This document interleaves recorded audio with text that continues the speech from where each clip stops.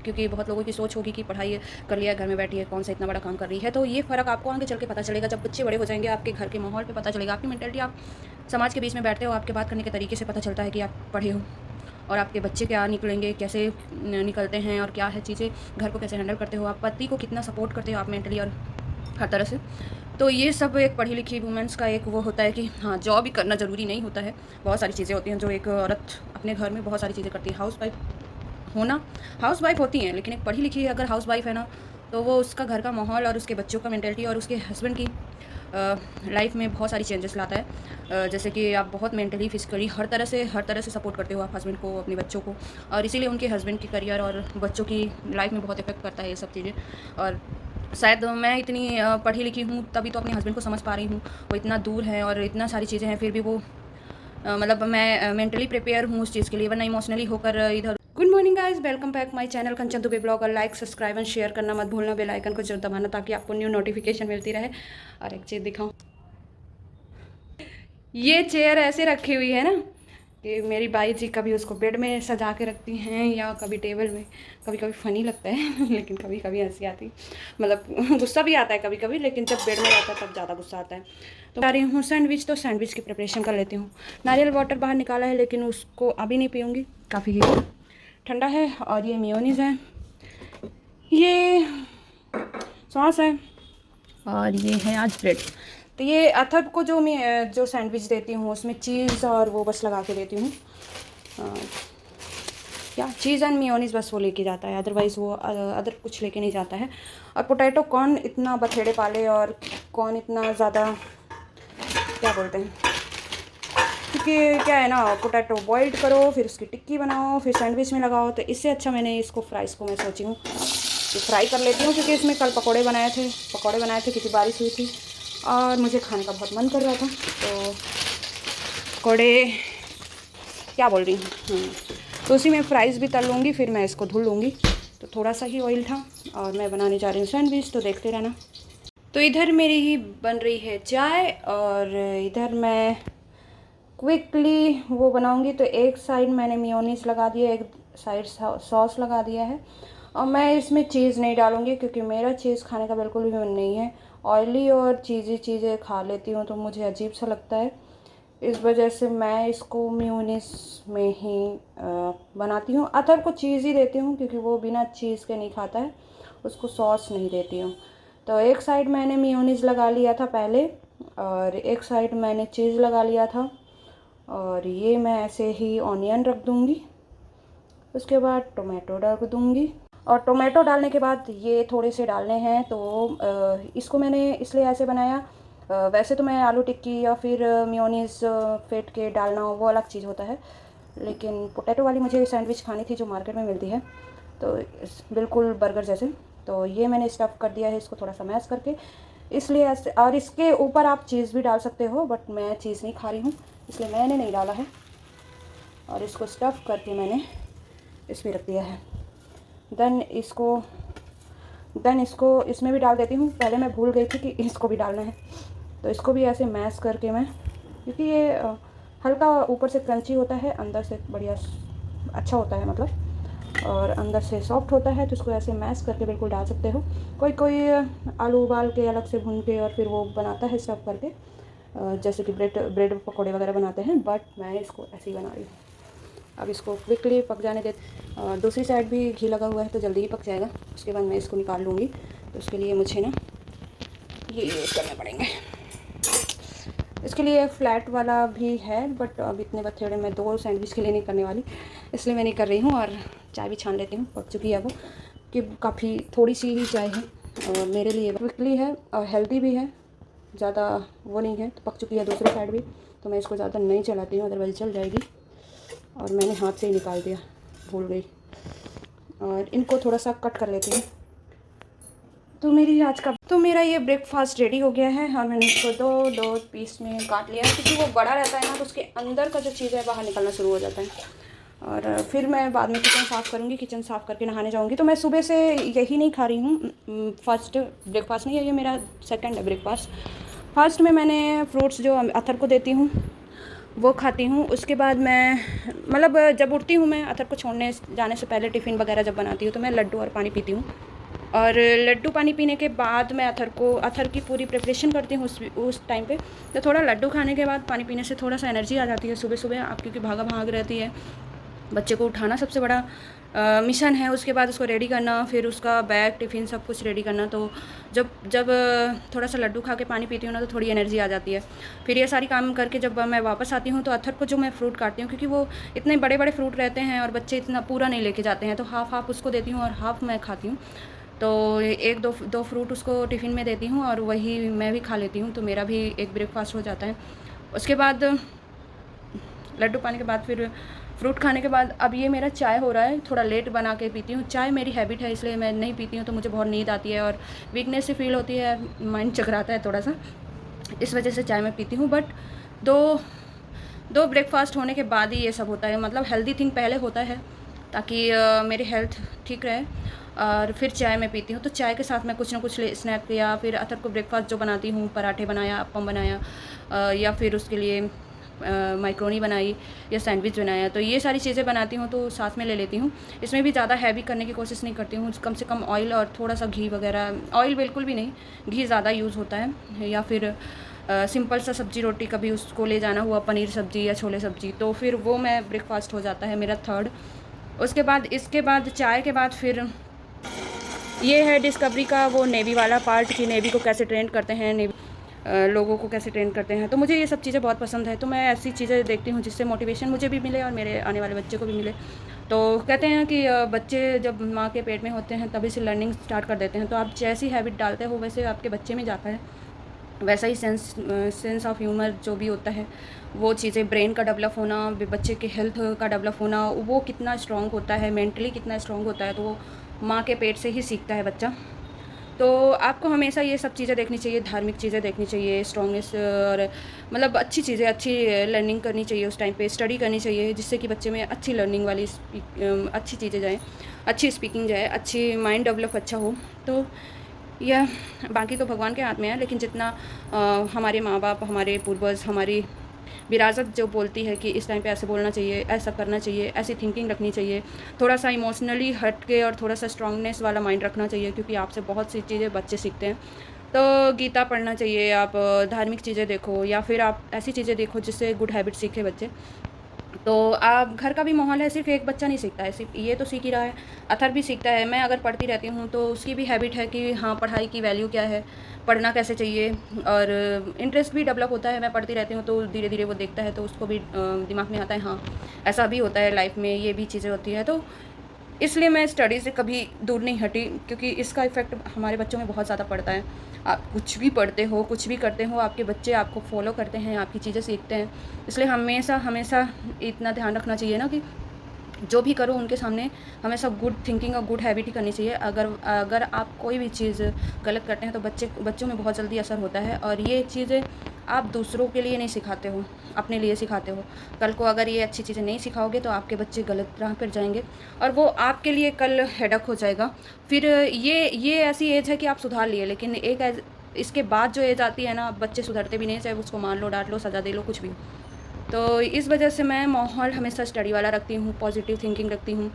कम से कम उसके सामने चीज़ों को, मतलब कोई भी हो, कैसी भी बातें हों, चाहे बुरी हों, अच्छी हों, जो भी हो, जो उसके माइंड में हमेशा अच्छी थिंकिंग डेवलप करे, वही चीज़ें मैं करने की कोशिश करती हूँ।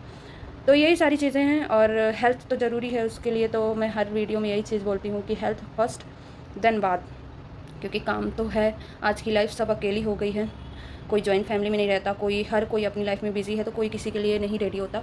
तो इससे अच्छा है कि आप अपना हेल्थ का खुद ध्यान रखो, जितना स्ट्रॉन्ग होगी आपकी फैमिली उतनी ही स्ट्रॉन्ग होगी, मेंटली, फिजिकली, चाहे जैसे भी हो।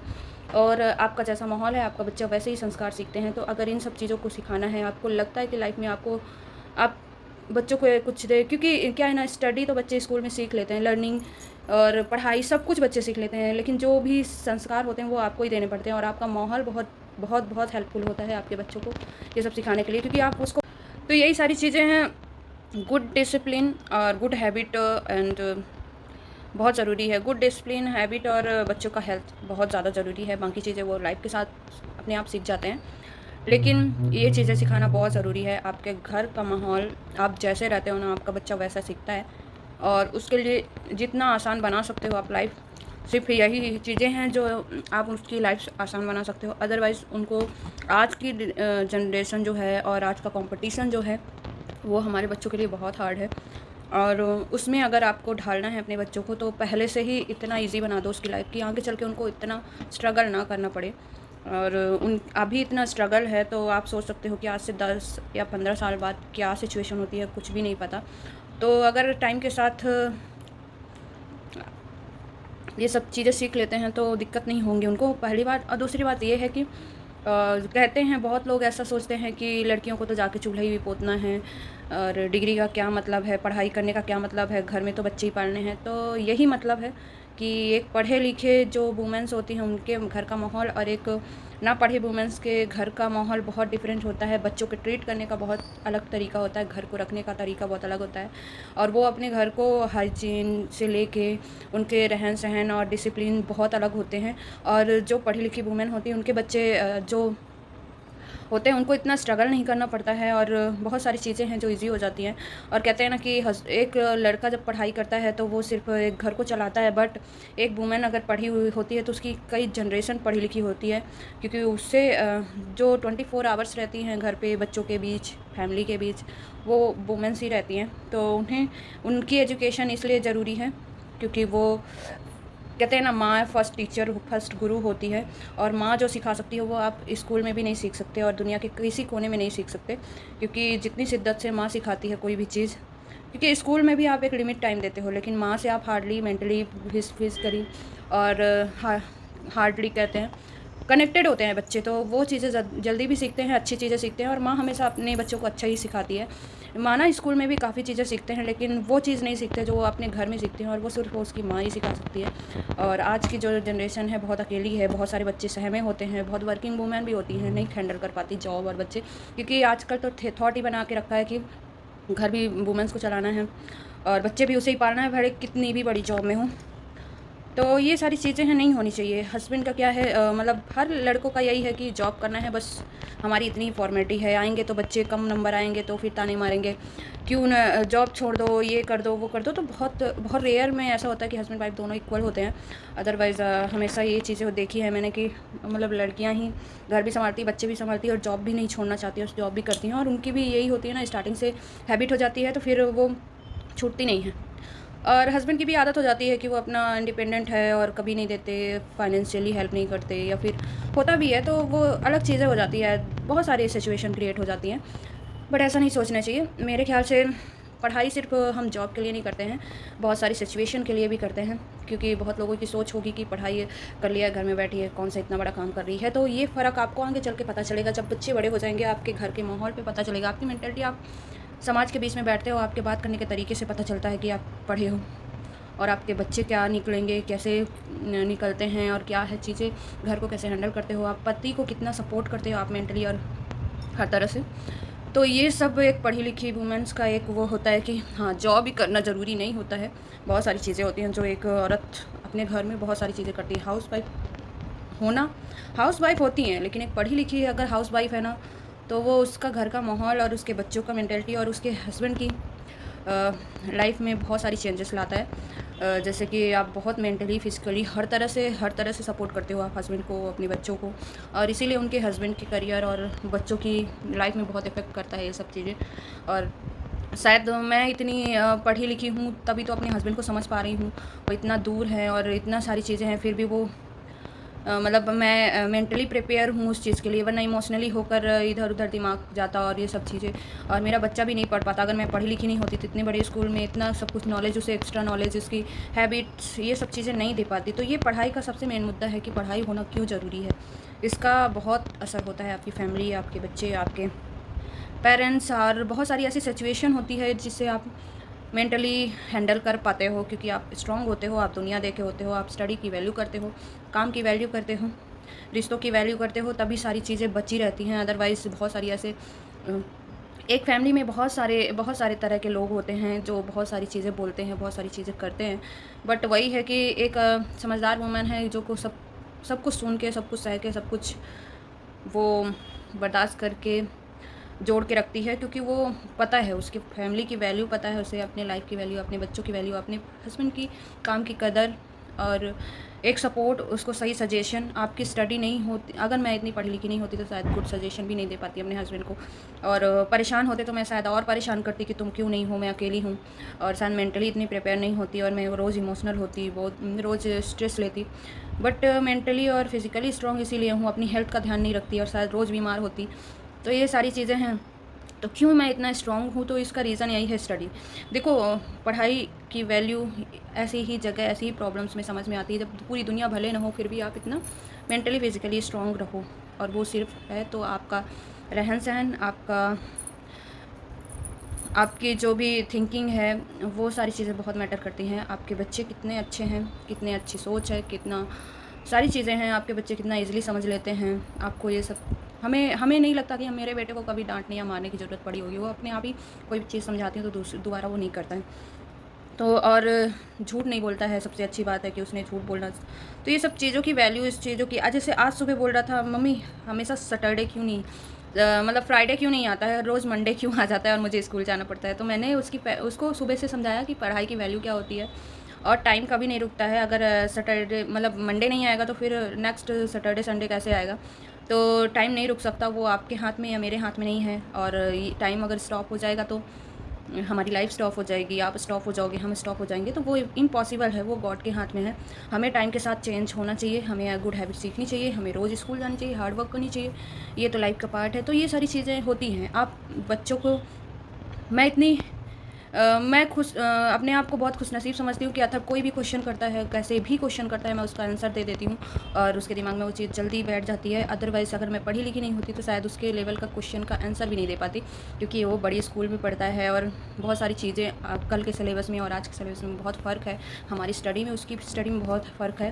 फिर भी मैं हैंडल कर लेती हूँ, क्योंकि मैं उसका मेंटल लेवल समझती हूँ, उसके क्वेश्चन को समझती हूँ, और जो चीज़ मुझे नहीं आती उसको कोशिश करती हूँ कि मैं पढ़ूँ और फिर उसको जवाब दूँ, ताकि उसे ये ना लगे कि मम्मी को कुछ नहीं आता है। तो ये सब चीज़ें लाइफ का पार्ट है, हमेशा बच्चों में रखनी, मतलब खुद में पढ़ते रहो ना। आपका नॉलेज आपके बच्चे के कब आपका बच्चा क्या पूछ दे आपको नहीं पता, और आप उसका आंसर नहीं दे पाओगे तो फिर बच्चों को भी धीरे धीरे मतलब आप उस लेवल पे हैंडल भी नहीं कर पाओगे अपने बच्चे को, उस लेवल पे आप सिखा भी नहीं पाओगे कि आपका बच्चा क्या चाहता है, मतलब आपका बच्चे को क्या बनाना है। वो भी अपनी लाइफ में कंफ्यूज रहेगा कि क्या बनना है मुझे, आप भी कंफ्यूज रहोगे। तो आप अगर पढ़े लिखे हो ना, तो आप उसके मेंटल लेवल को अभी से समझ के आप आगे के लिए उसे ट्रेन भी कर सकते हो, क्योंकि आप अपनी चॉइसें अपने बच्चों पे नहीं थोप सकते हो। उसको अपनी लाइफ में अपने तरीके से जीना है, और उसके ड्रीम अलग हैं, हमारे ड्रीम अलग हैं। तो मैं तो कभी नहीं चाहूँगी कि मेरा बच्चा मेरे ड्रीम के हिसाब से जी। तो जो रूट चाहिए उसे, जो अपनी लाइफ में कुछ करना, जो भी करना चाहता है, मैं बस उसके लिए खुद को प्रिपेयर कर रही हूँ कि मैं उसके लेवल का समझ सकूँ और उसे ट्रेन कर सकूँ इस हिसाब से, ताकि उसकी लाइफ ईजी हो जाए। और वो पॉसिबल है सिर्फ स्टडी, कि आप अगर स्टडी से कभी नहीं हटते हो तो आप अपने बच्चे को बेस्ट से बेस्ट ट्रेनर बन सकते हो, बेस्ट से बेस्ट पेरेंट्स बन सकते हो, बेस्ट टीचर बन सकते हो। तो यही चीज़ें हैं जो लाइफ में बहुत काम आने वाली हैं, और बहुत लाइफ में ईजी होंगी, और आपको बहुत प्राउड फील होगा। तो मैं इस ब्लॉग को यहीं स्टॉप करती हूँ, ज़्यादा बड़ा हो चुका है ऑलरेडी, और बहुत सारी चीज़ें मैं बोल दी हूँ और समझा भी नहीं पा रही हूँ, क्योंकि समझा पाना इतना आसान नहीं है। कुछ वर्ड है कि जब हमें बात करनी होती है आपसे तो भूल जाती हूँ, और जब याद रहता है तो टाइम नहीं होता है। तो जब हम बात करते हैं तो बहुत सारी चीज़ें हैं, तो लाइफ में बहुत सारी चीज़ें हैं जो आप स्टडी, अगर आप पढ़े लिखे हो तो आप उस चीज़ को समझोगे और हैंडल करोगे। तो बाय बाय, टेक केयर।